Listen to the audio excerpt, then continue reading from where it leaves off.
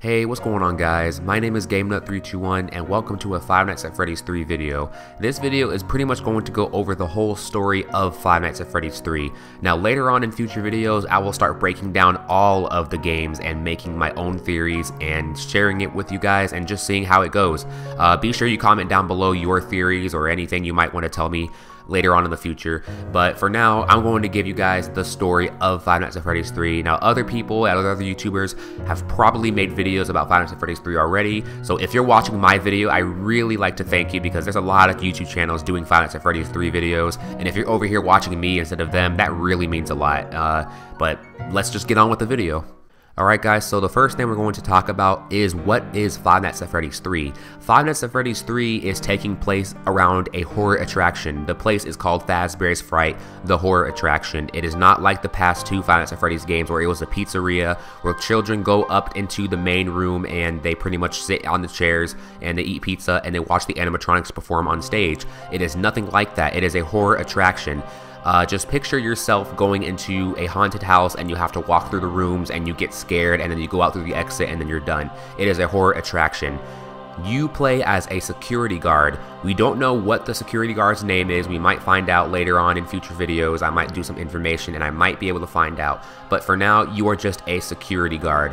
You pretty much are at the exit of the building and you have your own little room. You can look at the cameras, look out in the hallways, and you can play these sounds, and maybe you can play other things to scare the customers that come into the horror attraction. It's pretty basic. On Five Nights at Freddy's 3, you play as a security guard as mentioned before, and on night 1 you do get a phone call from the phone guy. We don't know exactly who the phone guy is, but he just looks like a typical phone guy. Now the phone guy describes to you that you are working there as a security guard, and a week before the actual attraction opens, you need to watch the animatronics and make sure nothing catches on fire because the whole actual place has faulty wiring and the whole place could catch on fire, so that's why you are working there a week before it actually opens. While you are working at the horror attraction, you must stay there from 12 a.m. to 6 a.m. and it's an agonizing 6 hours as you have to watch the animatronics, or animatronic I should say, because in Five Nights at Freddy's 3 there is only one living animatronic that can actually kill you.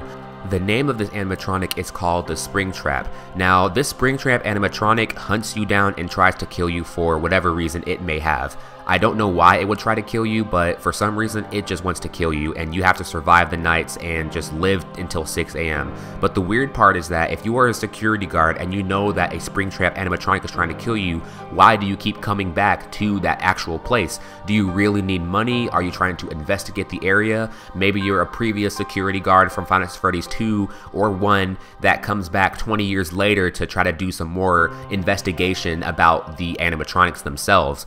So pretty much guys, Five Nights at Freddy's 3 revolves around a horror attraction. You play as a security guard and you have to survive 5 nights at the horror attraction a week before it opens, because if you don't work there, the place could catch on fire and then you could get in trouble. But like I said before, you are a security guard working there. If you know a Springtrap animatronic is trying to kill you, why do you keep going back for more nights? Like I said, you could be a previous person from Five Nights at Freddy's 1 or 2 coming back 20 years later to do some investigation. I've heard some things about how in Five Nights at Freddy's 2 you play as another security guard, and in Five Nights at Freddy's 1 you play as a different security guard, because at the end when you complete both of the games, your name on both of the checks are different. They're not the same. Some people are saying how you're a security guard working as an undercover agent, and maybe when you get fired for working too long or tampering with the animatronics in a previous game, maybe you change your name and come back, and then 20 years later you change your name again to come work again, and maybe you're just like a really old